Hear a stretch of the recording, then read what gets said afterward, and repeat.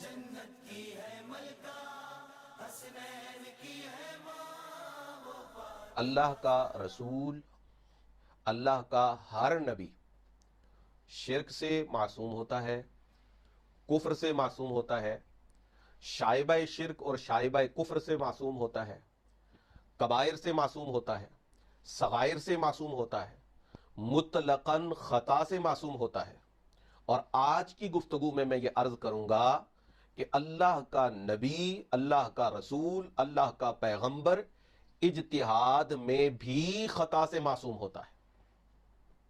اس سلسلہ میں چند مشہور، معروف، مسلم شخصیات کے کچھ حوالہ جات آپ حضرات کی خدمت میں پیش کیے جا رہے ہیں۔ ان میں امام رازی ہیں، ان میں امام غزالی ہیں، ان میں علامہ رملی ہیں، ان میں علامہ زرکشی ہیں، ان میں علامہ سلیمان جمل ہیں، ان میں قاضی بیضاوی ہیں، اور ان میں قاضی عیاض جیسی عظیم المرتبت شخصیت شامل ہے، اور ان میں علامہ شہاب الدین خفاجی ہیں، اور فضل رسول بدایونی رحمت اللہ تعالی علیہ مجمعین جیسی شخصیات بھی شامل ہیں۔ کہ جب خطا والا قول مردود ہو جائے گا، جب خطا والے قول کا اعتبار ختم ہو جائے گا، جب خطا والے قول کو لائق التفات بھی نہیں سمجھا جائے گا، تو ان مقامات پر اس شخص نے جو نعوذ باللہ انبیاء کرام کی خطائیں گنوا رہا ہے، اس طرف توجہ نہیں کی کہ یہ دوسرے اقوال بھی موجود ہیں اور ان اقوال کی ترجیح بھی موجود ہے، تو جان بوجھ کر ان اقوال کو ترک کرنا یہ حسن نیت سے نہیں ہو سکتا۔ یعنی سیدہ طیبہ طاہرہ سلام اللہ تعالی علیہا کے حوالہ سے جو احتیاطی اس شخص سے ہو گئی، اس پر وہ اس انداز میں ڈٹ گیا کہ وہ ایک سائیڈ سے گویا کہ اندھا ہو گیا، اور وہ تمام اقوال اس نے بیان کرنا بھی مناسب نہ سمجھے، حالانکہ معاملہ حضرات انبیاء کرام علیہم السلام کا تھا، جن سے بلند اور بالا کوئی اور ذات نہیں ہے، ان سے بلند مقام صرف اور صرف اللہ جل جلالہ کا ہے، جس کی اللہ نے خطاؤں سے حفاظت کی ہو۔ میں حیران ہوں، جن کی خطاؤں سے حفاظت کرنے والی اللہ کی ذات ہے، ایک گناہگار امتی ہو کر اگر تتبع اور تلاش میں پڑے کہ میں یہاں سے خطا تلاش کروں، یہاں سے خطا تلاش کروں، تو شاید اس سے بڑھ کر شقاوت کا منظر تاریخ عالم میں کسی نے نہ دیکھا ہو۔ فرمایا وقال ابن فورک هو معصوم فی اجتہادہ، میں نے عرض کیا تھا کہ آج موضوع یہ ہے کہ نبی کبیرہ سے صغیرہ سے تو معصوم ہوتا ہی ہے، وہ اپنے اجتہاد میں بھی معصوم ہوتا ہے، اور ان لفظوں کی صراحت آپ کو یہاں پر مل رہی ہے۔ فرمایا کما ہوا معصوم فی خبرہ، نبی اپنے اجتہاد میں بھی اسی طرح معصوم ہوتا ہے جیسے وہ اپنی خبر میں معصوم ہوتا ہے۔ وحکاہ الاستاذ ابو منصور عن اصحابنا وقال الہندی انہ الحق عندنا،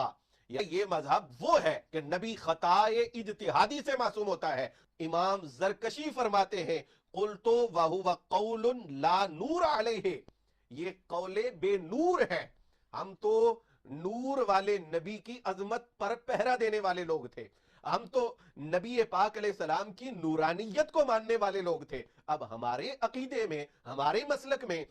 ایسے قول ذکر کرنے والے لوگ شامل ہو گئے جس کو زرکشی جیسی شخصیت نے قول بے نور کہا ہے۔ اگر نبی کے اجتہاد میں خطا ہو تو پھر اس کی اتباع واجب نہ ہو، جب اتباع واجب ہے تو پھر اجتہاد میں خطا نہیں ہے۔ مصنف نے جزم یقین کے ساتھ جو قول بیان کیا ہے کہ نبی خطا نہیں کرتا، اجتہاد میں بھی خطا نہیں کرتا، هو الحق۔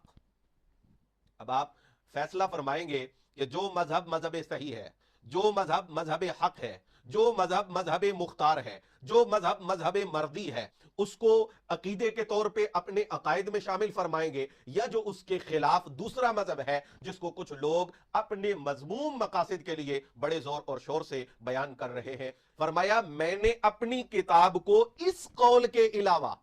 کون سا قول؟ کہ نبی سے خطا اجتہادی نہیں ہوتی، اس قول کے علاوہ جو اس کے خلاف دیگر اقوال ہیں، میں نے اپنی کتاب کو ان اقوال سے پاک رکھا ہے۔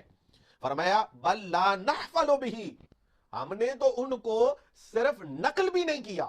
ہم نے تو ان کے نقل پر اکتفا کو بھی روا نہیں سمجھا کہ چلو ہم یہ اقوال ہونے کی حیثیت سے اپنی کتاب میں لے آئیں۔ فرمایا میں نے اپنی کتاب کو ایسے اقوال سے پاک رکھا ہے۔ میں حیرت میں مبتلا ہوں کہ جس قول سے ہمارے بزرگ اپنی کتابوں کو پاک رکھ رہے ہیں، وہ قول لوگوں کو بتا کر شان نبوت کے حوالہ سے بالکل غیر محتاط بنایا جا رہا ہے. اگر تم یہ کہو گے کہ نبی سے اجتہاد میں خطا ہوتی ہے تو اس پر تمہارے لیے ایک محال میں مبتلا ہونا لازم آئے گا. اور ایک طرف ایک مجتہد اپنے اجتہاد میں مصیب ہو، وہ ایک لمحہ جب آپس میں ملائے جائیں تو حضور کا اجتہاد نعوذ باللہ صحیح نہ ہونے کی وجہ سے آپ کے لیے ایک اجر ہے، اور مجتہد کا اجتہاد صحیح ہونے کی وجہ سے اس کے لیے 2 اجر ہیں. تو پھر اس ایک لمحہ میں، چاہے ایک ہی لمحہ ہے، اس کی حالت حضور سے زیادہ کمال والی حالت ہوگی. جس بندے کے حواس ٹھیک کام کرتے ہیں وہ شخص ایسی بات ہرگز ہرگز ہرگز نہیں کہہ سکتا. اب آپ آئیے اس بات کی طرف جو لوگوں کو صبح و شام یہ پڑھاتے ہیں کہ جناب خطائے اجتہادی میں بھی اجر ہے، خطائے اجتہادی میں بھی اجر ہے، خطائے اجتہادی میں بھی اجر ہے. میرا ایک مشورہ ہے، خطائے اجتہادی میں اجر ہے نا، تو یہ جتنے بزرگوں کی طرف خطائے اجتہادی منسوب کر کے تم ان کو ایک ایک ایک اجر دے رہے ہو، خدا کے لیے یہ سارے اجر جمع کر کے تم اپنے پاس رکھو، اور یہ ساری اجتہادی خطائیں تم اپنے دامن میں سمیٹ لو، تاکہ تمہارا نامہ اعمال وہ خطائے اجتہادی کے اجر و ثواب سے بھرپور ہو جائے. بہت سارے دلائل میں نے اس صاحب کو پیش کیے تھے جن کا نام غلط استعمال کر کے یہ کہا گیا کہ ہمارے شیخ الحدیث صاحب اس کے پاس گئے تھے اور وہ ان کی کسی دلیل کا جواب نہیں دے سکا. تو اگر اس صاحب نے جن کا نام لیا گیا ہے اس بات کی وضاحت کر دی کہ میرے حوالہ سے کذب بیانی کی گئی ہے، جھوٹ بولا گیا ہے، تو ٹھیک، وگرنہ یہ چیلنج ہے امام خطائی کے نام. تم نے اس مکتوب کی عبارت، اس کا ترجمہ اور اس کی توضیح پیش کرنی ہے. Truth TV